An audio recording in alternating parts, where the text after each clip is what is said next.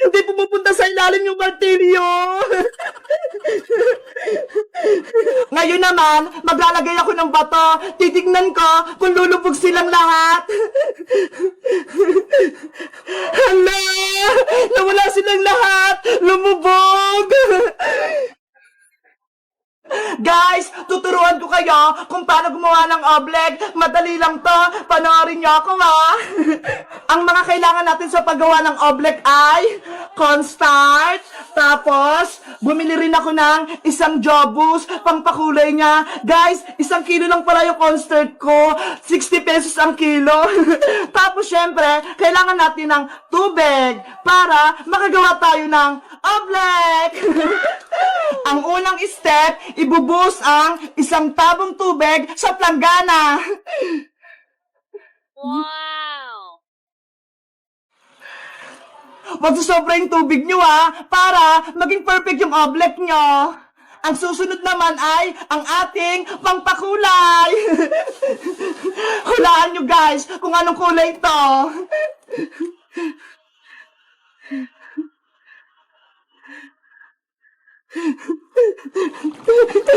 Charan! Kulay orange to! Diba? Ang ganda! Kahapon, kulay pink yung ginawa namin ni Princess. Ngayon, kulay orange naman. At panghuli nating ilalagay ang cornstarch.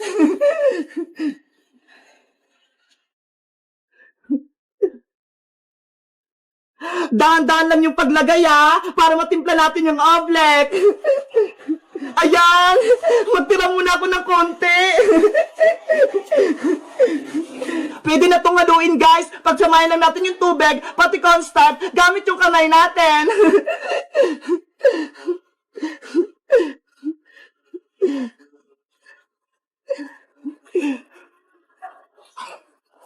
Dapat matunaw lahat ng cornstarch, pati sa ilalim. Oh no! Hala, matubig ata itong gawa ko. Lalagyan ko pa nga ng cornstarch. Kuya Mark, dilisyan mo daw. Naku, naubos na itong cornstarch ko. Wala nga akong pambili. Dapat ma-perfect ko to.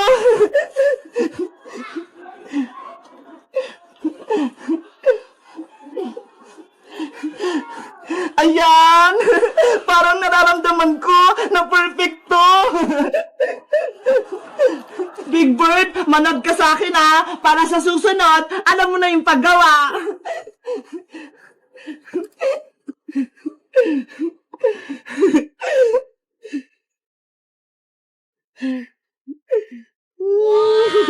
Ang ganda! Guys, kung gusto nyo gumawa ng oblek, magpabili kayo sa mama nyo ng cornstarch. Mura lang naman, eh. Maganda kaya gumawa ng oblek. Nakakawala ng stress nito.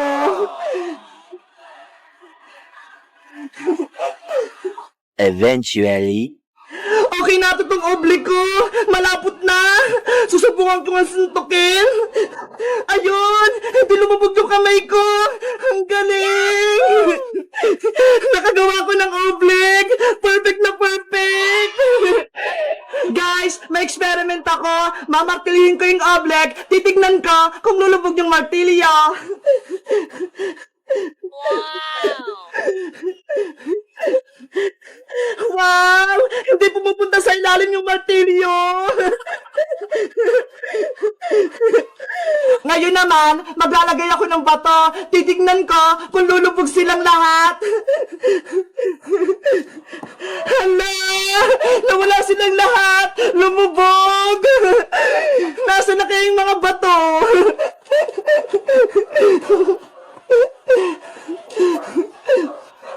Ito!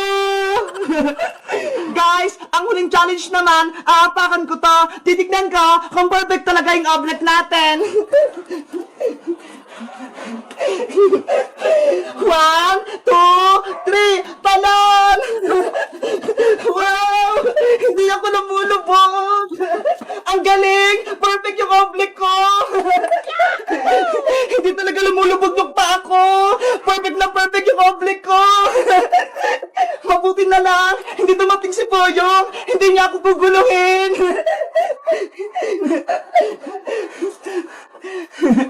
Kayo guys, nakagawa na rin ba kayo nitong oblek? Kung hindi pa, subukan nyo rin. Sundan nyo lang tong video ko kung paano gumawa. Mag-comment lang kayo kung gagawa rin kayo ng oblek. Bye-bye!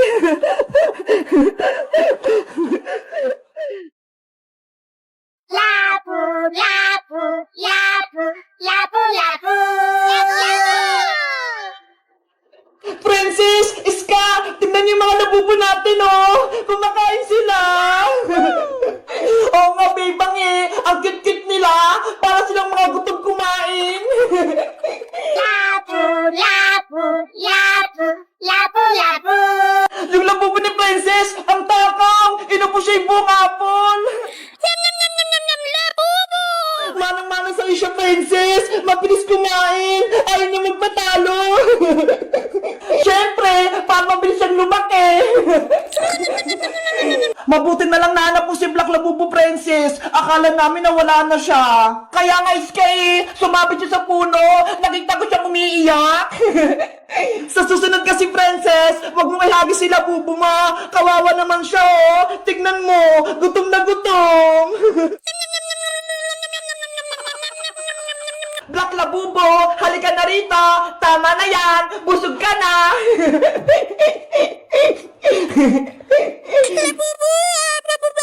Hala! Nagreklamo ka pa rin! Ang dami mo nang nakain eh! Green Labubo, itigil mo na yung pagkain mo ng chocolate! Sasakit ang ngipin mo! Halika na!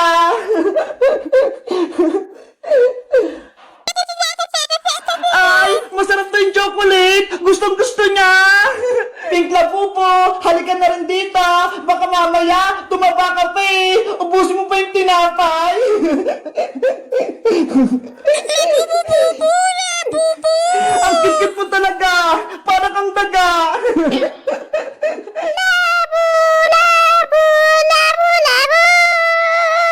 Sino yun? May kumakatok pag isang labubo!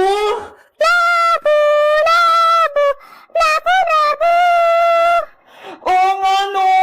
Nakakatakot pakinggan! Bebang! Iska! Ayun yung labubo! Nandun siya sa bintana! Ang laki-laki niya! Ayun yung labubo ni Mateo ah! Si Mama Labubo! Bakit nandito siya? Akin na yung mga labubo ko! Ibalik niyo sila sa akin! Nako!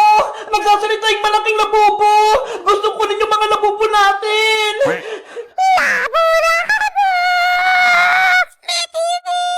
Bebang! Mukhang takot siguro yung labubo sa Mama Labubo! Oo nga eh! Pati si labubo ko! Takot din! No! Pati si Snow White ko! Mukhang takot!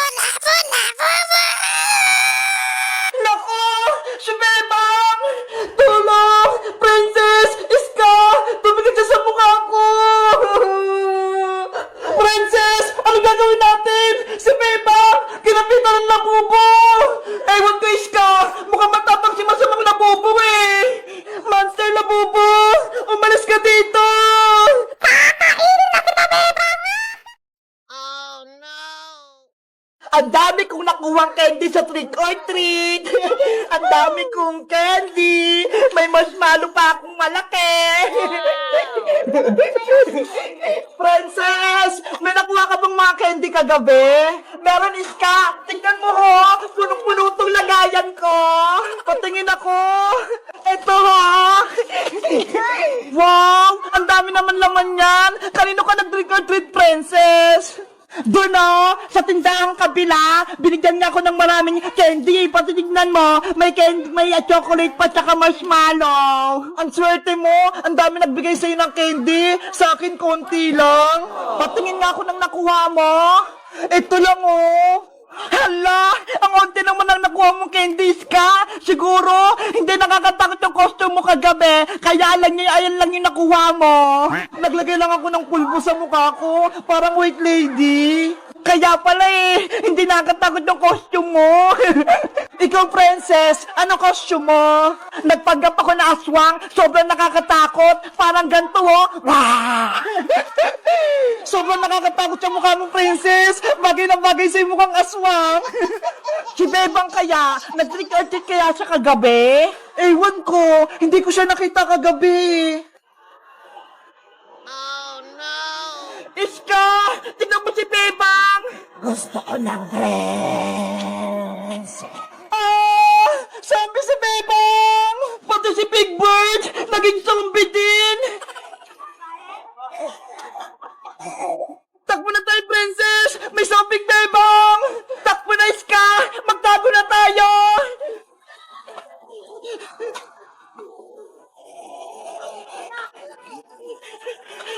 Si zombie Bebang! Paparating na! Naku! Si Princess! Hilapon ni zombie Bebang! Nanay! Tulong! Trick or treat! Happy Halloween! Bebang! Niloloko mo kami! Hindi ka zombie! Natakot ka, Princess, no? Kaya ka tumakbo! Ano ba yan? Akala namin, totoong zombie ka na! Ito yung costume namin ni Big Bird nung Halloween, parehas kaming zombie! Tinakot mo kami, Bebang! Akala namin totoong zombie ka na! Dahil natakot ko kayong dalawa, bibigyan niyo ako ng candy! Trick or treat! Happy Halloween! Sige na nga, bibigyan na kita ng candy para ka na kasing totoong zombie, Bebang Yay! May magbibigyan na sa amin ng candy ni Big Bird! Ito, Bebang Pati yung utang kong malaking marshmallow, babayaran ko na din! Wow! Salamat, Princess! Ito naman yung ibibigay ko sa'yo, Bebang! Hala! Isang candy lang, Iska! Kasi, konti lang yung naipong mong candy Okay na to! At least, binigyan mo ako!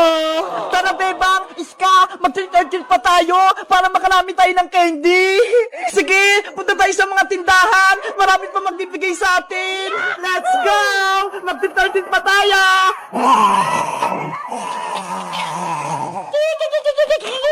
Guys, sa tingin niya, sinong nakatakot sa aming tatlo? Kami ni Big Bird na zombie, si Princess na aswang, o si Iskang multo? Mag-comment lang kayo kung nag-trick or treat din kayo at marami din kayong candy. Bye-bye!